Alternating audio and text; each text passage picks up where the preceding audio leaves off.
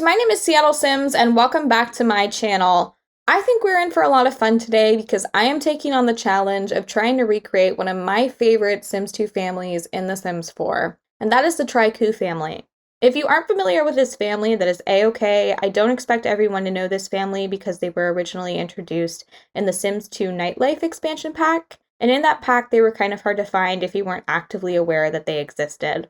So throughout this video, I'm going to be creating the base sim for each individual household member, as well as put each sim in their initial everyday wear outfit based on their everyday outfits in The Sims 2.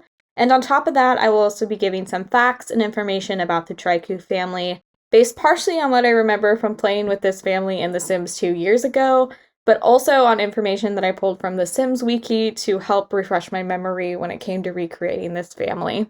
So right now we are starting this Create a Sim video with the family matriarch Jennicor. One of the most intriguing facts about the Tricous is that each member of this family takes their last name from Jennicor, and they're one of maybe 3 or so Sims 2 families that follows this particular naming pattern. Based on some info on the Sims Wiki and in the Sims 2 game, it seems to be believed that the Tricou family is a vampire clan and they're all derived from Jennicor, which is why they follow this particular naming pattern of taking her last name rather than the patriarch's last name. The first bit of evidence of this is found in the Tricou family home, which is found in the downtown world, and that is the House of Fallen Trees. In the basement of their family home, there are 2 vampire coffins and they're laid side by side. In addition to this, Jennicor's ears, which is something I totally missed in this recreation, but her ears are pointed instead of round. However, when I started recreating this family, I strayed a bit from this vampire myth and decided to make Jennicor and her 2 daughters, Janaile and Nihilicet, spellcasters instead. The reason why I decided to do this is because in The Sims 2, vampires have blue-gray skin and red eyes, which no one in this family has, so I didn't think that they were vampires. On top of this, Jennicor and John's memories, Janaile and Nihilicet were born, which vampires in The Sims 2 cannot do since they follow more traditional vampire folklore, where they are considered undead, and therefore do not have the body heat or the bodily functions in order to reproduce.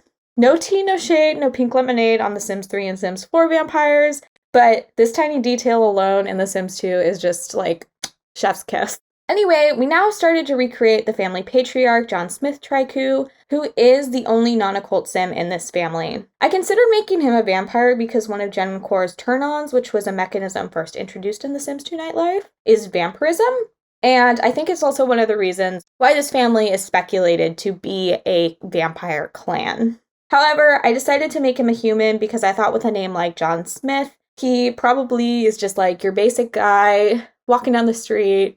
You know, no offense to anybody out there named John Smith. But also just based on John's traits and lifestyle, I also thought that out of anyone in the Sims 2 universe, that he would be the one to romance an ancient, beautiful spellcaster woman like Jennicor, because this guy has like 6 other kids outside of his relationship with Jennicor. He is a total player, which may or may not be good for him, whether or not Jennicor knows about his other children, but I think it is good for us, the player. As I said earlier in this video, the Tricou family can be difficult to find if you aren't aware that they exist. When the Sims 2 player starts up their downtown world for the first time, the Tricous are not in the family bin, which is where EA and Maxis put some of their pre-made families for Simmers, but they aren't found, technically, already placed on a residential lot either, like a lot of our iconic Sims 2 families are. The only way to discover this family is to take a sim to one of 2 places in the downtown world. The first is a community lot called Gothier Green Lawns, where all of the adult Sims in this household will be found as ghosts because this lot is a cemetery. The second is to go to the family's home lot, House of Fallen Trees, where you'll find 3 gravestones, the 2 teenage Sims from this household, along with a 3rd female adult Sim who is believed to have moved into this house after the Tricous passed on, but unfortunately died due to the house's haunted atmosphere. And I just have to share this cool fact that I read about this house from the Sims Wiki. I believe that The Sims 4 is the only Sims game so far that allows you to pick lot traits, but the House of Fallen Trees may be the first Sims house that is technically haunted. I never noticed this playing as a kid, but apparently the house's lighting is significantly dimmer than other Sims 2 houses, and just to give it that creepy, haunted feeling. And this doesn't change when you move the house from its original lot to another lot. So I think it's safe to say that this house is probably cursed, especially with all of the deaths that have happened in it. And I really want to try and recreate this house in The Sims 4. I think that it would be a lot of fun since I now have the family to play it with, but I have looked at the floor plan of the House of Fallen Trees, and it is so complicated for someone like myself who struggles with seeing shapes and proportions and everything like that. Maybe someday I'll recreate it, but I don't think it'll be anytime soon. Anyway, to conclude on my thought on John's many children, if your sim ends up moving in with one of them, they will remember their father and can use the career reward that allows for them to call the Grim Reaper and resurrect a loved one. And once John is resurrected, he can bring back the rest of the Tricous as well. Although, side note, this may be the time to bring our dearly beloved John Smith Tricou, who is a non-occult sim, as a zombie, because that is something you can do with the Grim Reaper telephone in The Sims 2, and it was one of my favorite things about The Sims 2, because zombies have, like, the funniest walk style, and they're always stinky.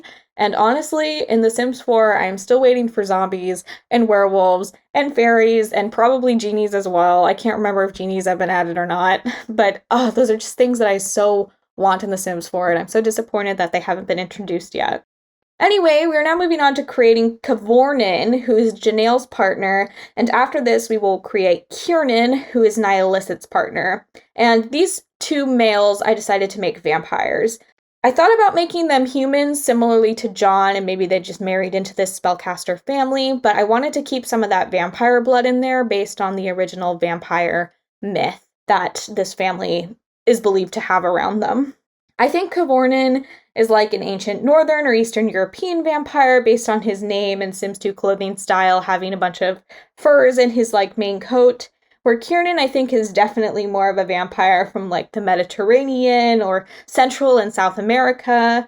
I think this is because Kiernan kind of looks like Don Lothario to me in The Sims 2, and in The Sims 2, Don is like this Spanish-Italian love machine in my head, and nothing will ever change that.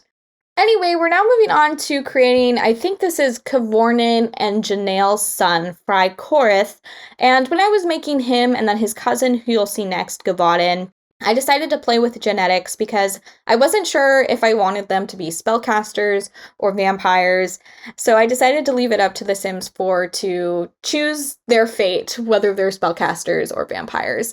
And The Sims 4 decided to make Fry Korith a spellcaster like his mother and grandmother, and then Gavaden takes after her father, who is a vampire. And I thought it was perfect. I like having that spellcaster vampire blood in there.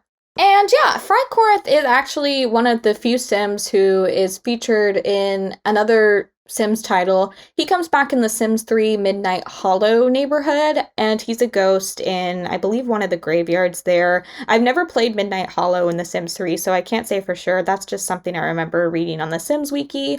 So the only thing left to talk about with this family are their deaths, which is kind of a mystery, since we, the player, don't really know since they died before we start our Nightlife gameplay. Based on what we know, all of the adult Sims potentially died of starvation, and Fry Korith died by satellite, and then his cousin Gavaden, who we're creating now, died in a fire. My own speculation is that Fry Korith probably died first by satellite, maybe doing something with his spellcasting powers, and then Gavaden, being his cousin, probably tried to go save him but ended up dying by fire, whether she burned to death or died because of the satellite fire that caused after it. And then the rest of the family was probably so distraught that they stopped eating, stopped going to work, so they weren't able to pay their bills or afford food, which ended up leading to their initial deaths. But there are probably some more memories that we could go through with these particular Sims to determine whether or not that is correct. Now we're moving into the final screenshots of this video, just getting a close-up of each individual family member's face. If you like this video, please be sure to give it a thumbs up down below.